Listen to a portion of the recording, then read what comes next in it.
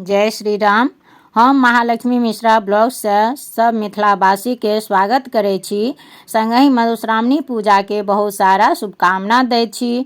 और आइ हम मधुश्रावणी पूजा 2025 में कहिया से शुरू हेतै और एकर समापन कहिया छी और मधुश्रावणी पूजा के विधि और सामग्री बताबै ले जा रहल छी। अहाँ सब जो हमरा चैनल के सब्सक्राइब नहीं केना छी तो सब्सक्राइब कर लियो, ताकि एमे पूजा के जतेक भी विधि विधान छे और जे कथा छे सब किछ हम एमे बतेबे। मिथिला सांस्कृतिक जीव में और पावनिक संग मधुश्रावणी पावनिक महत्वपूर्ण स्थान अछि।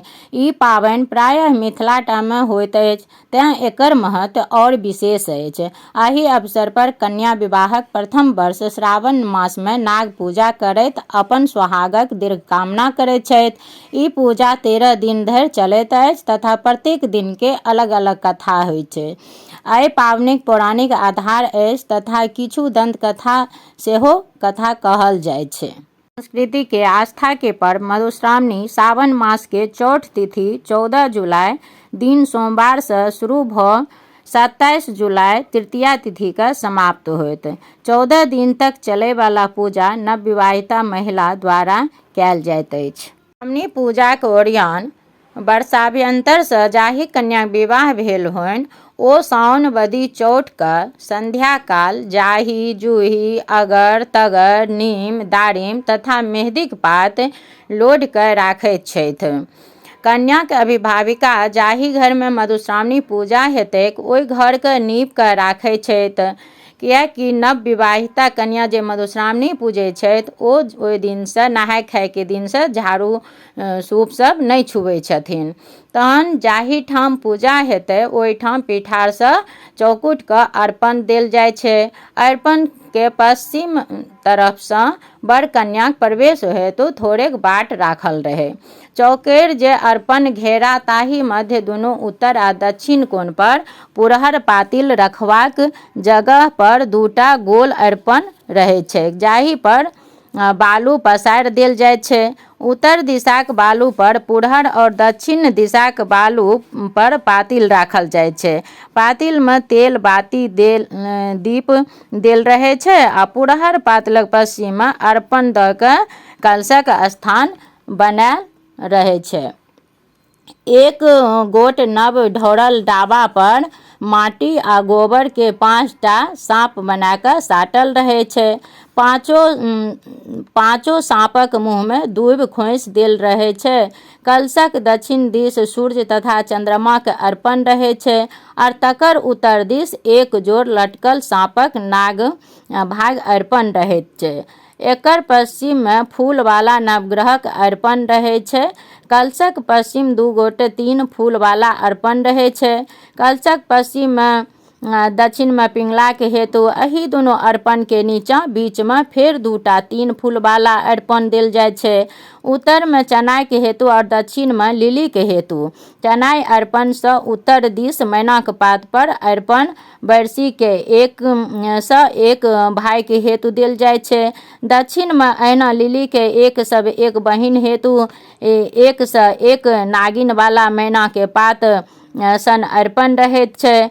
एही दुनू अर्पण के बीच में ठीक कलशक सामने सबसे पश्चिम 5 फूल वाला गौरी के हेतु अर्पण रहे छै। एही फूलक बीचला 3 फूल गौरी के दुनू पैरक चित्र अथवा गौरी के यंत्र लिखल रहबाक चाही। एहि अर्पण से सटल दक्षिण दिस फूल वाला अष्टका 60 के अर्पण रहे छै। अर्पण के फोटो एहिमे हम दे देब, जकरा देख के कि अहाँ सब बना लेब। मधुश्रावणी पूजा के सामग्री गौरी बनेबाक लेल हरदि, कुसुमक फूल, सिंदूर, पान और मेथी के पवित्र सिलौट पर पीस कऽ शिवलिंगक आकार के प्रतिमा बनायल एकटा नव ढौरल सरबा में ठाढ़ करैत जाही जूही सँ पीस 5टा पूरा में राखैत। 4टा मैना के पात पैघ पैघ रहैक चाही, जाहि में से एकटा मैना के पात पर श्रीखंड, चानन से एक से पिठार से और एकटा साँपक चित्र लिखल जाय छै। दोसर पर एक से पिठार से एकटा चानन से लिखल जाय छै। ई दोनों पात पर भिनसर पूजा काल उत्तर भागक मैनाक पात वाला अर्पण पर राखल जाय छै। गौरी नैहरा और सासुर दोनों जगह के होइ छै। गौरी मधुश्रावणी पूजा नैहरामे ही पूजल जाइ छै, तऽ नैहरामे जे पूजै छथिन ओकरा सासुरसँ सब किछु आबै छै, और 15-14 दिनके भोजनके भी सामग्री ओतहिसँ आबै छै। अगर किओ आइ काल्हि तऽ सासुरमे भी पूजै लागलै हन, तऽ जे जिनकर दुरागमन भए जाइ छै, जे सासुरमे पूजै छै, तऽ ओकरा नैहरसँ आबै छै। और जे पासमे रहै छै हुनका तऽ गौरी बनाए कऽ देल जाइ छै, आ जे दूरमे छै तऽ ओ सम्भव नहि होइ छै, तऽ ओकरा लेल जे छै से गौरी बनबैके जे सामग्री एखन बतेलहुँ हन ओ सब चीज देल जाइ छै। और जखन गौरी बनायल जाइ छै तहन नैहर और सासुर दोनोके गौरी एक साथ बनाबै छै। और 7टा ओहिमे मैनाके पात, 7टा केलाके पात होइ छै। और नैहरा ससुरा दोनों मिला कऽ ओहिपर जे छै से पिठारसँ नाग नागिन बनायल जाइ छै, काजलसँ बनायल जाइ छै, और सिन्दूरके नाग नागिन बनायल जाइ छै। वेदक वस्तु जेना अरबा चाउर, चूड़ा, चीनी, लाबा, आम, कटहर, केरा, भिजल औंकरी आदि व्यवस्था कऽ लेल जाइत छै। चनाइके हेतु एक गोटा डालीमे अरबा चाउर, पाय और एक छाँछी दही रहैत छै। बीनीक मोटरी हैत, धन्नी, धान, दूब, हरैद, सुपारी, बड़की इलायची, छोटकी इलायची, जाफर, लौंग, बड़की हरी, छोटकी हरीर, बेहरा और पाय एहिमे प्रत्येक 15-15 गोटा देल जाइ छै। एहि सबके एक कचुआ आङ्गीमे बान्हि पोटरी बना कऽ राखै छै। तऽ पुरहर, पातिल आ कलशक तरमे देबाक लेल धान रहैके चाही। गायके दूध, कुसुमक फूल, पान, सुपारी, शंख, सहेली, गौरीके लेल लाल और पियर फूलक माला, नीमक पात, नेबो, दारिम, बखुआ, नेवरा, कुश, धामिक पात इत्यादि पूजामे रहब आवश्यक अछि। कन्या लेल लाल पियर पाड़िके साड़ी और तीसी फूल सन लाहक पियर लहठी राखैत। मधुश्रावणी पूजा आरंभ।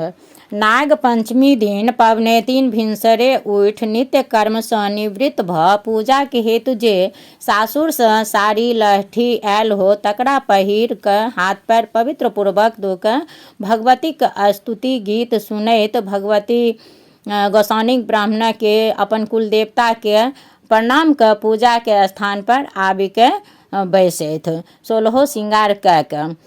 तखन पातिल, पुरहर और कलश वाला अरिपन पर पहिने किछु बालू धऽ जलसँ सींच ऊपरसँ किछु धान राखि तीनूके यथा स्थान पर राखैथ। तहन कलशके जलसँ भरि ऊपरसँ एक आमक पल्लव दऽ देथिन, तकरा बाद पातिलमे दीप लेस देथिन। अब पूजनिहार अपना आसन पर बैसथिन और गीत गायन लोकनि सब जे छै से भगवती गोसाउनीके गीत गाबि कऽ और बैसथिन। पंडिताइन जे छथिन ओ जे छै कथा सबटा बीनी कहै छथिन, 5टा बीनी होइ छै जकरा कि 3 बेर कहल जाइ छै। ओकर बाद फेर कथा होइ छै, महादेव और पार्वतीके कथा होइ छै, किया तऽ सबसँ पहिने ई चीज पार्वती ही केने रहथिन। तऽ एहिके लेल जे छै से अपनो सब मिथिलामे सब सुहागिन स्त्री नव वर्षमे जकर बियाह होइ छै ने, जे पहिल वर्षके ओ सब मधुश्रावणी करै छथिन। तऽ तहन सब दिन सरबामे बनल हाथी पर चढ़ल जे गौर तिनका गौरीके लेल जे बनल 3टा अरिपन ताहीमे उत्तर बेरिया फूल पर राखि कऽ सासुरसँ जे आयल गौरी तिनका बीच वाला फूल पर राखि कऽ मधुश्रावणीके लेल जे बनल गौरी तिनका दक्षिण बेरिया फूल पर स्थान देल जाइ छै।